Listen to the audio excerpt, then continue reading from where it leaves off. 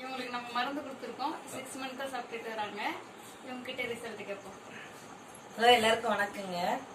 நான் 10 வருஷமா எனக்கு இந்த மூச்சு வாங்குற தொந்தரவு, இந்த வீசிங் ப்ராப்ளம் இருக்கும். இங்கிலீஷ் மெடிசன் எவ்வளோ எடுத்துக்கிட்டேன். அப்போ எனக்கு அப்பப்பதான் கியூர் ஆகும். அந்த இங்கிலீஷ் மெடிசன் சாப்பிட்டே ஒரு 2-3 நாள் நல்லா இருப்பேன். திருப்பியும் காலையில எழுந்திரிச்சா பயங்கரமா இருமிட்டு இருப்பேன். அப்புறம் சளி பிடிச்சிக்கும். எதுவுமே சாப்பிட முடியாது. எனக்கு பிடிச்சது பழம் சாப்பிட முடியாது. அப்புறம் எதுவும் இந்த காய்ங்க எல்லாம், இந்த நீர் காய்ங்க அந்த மாதிரி எல்லாம் சாப்பிட முடியாது. இனிப்பெல்லாம் பார்த்தா பாக்குறதோட சரி, எதுவுமே சாப்பிட முடியாது. அப்ப இப்ப இந்த வாய்ஸ் வாஷ் மருந்து பாப்பா சொன்னாங்க. அதை வாங்கி சாப்பிட்டேன். 6 மாசமா தொடர்ந்து சாப்பிட்டேன். இப்ப எப்படின்னா, இப்ப எனக்கு அந்த சளி பிரச்சனையே இல்லை. நான் அதை மறந்துட்டேன்.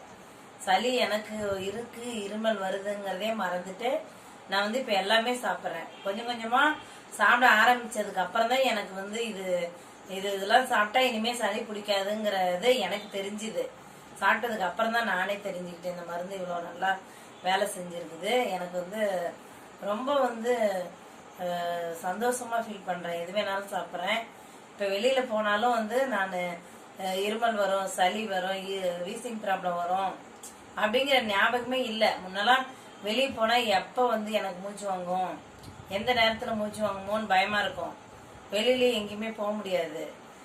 அப்புறம் யார் எது சொந்தக்காரங்க ஃப்ரெண்ட்ஸ் யாராவது எது கொடுத்தாலும் சாப்பிட முடியாது. ஆனா இப்ப நானே பழம் கடல மிட்டாய் எல்லாம் கூட டெய்லி சாப்பிட்றேன்.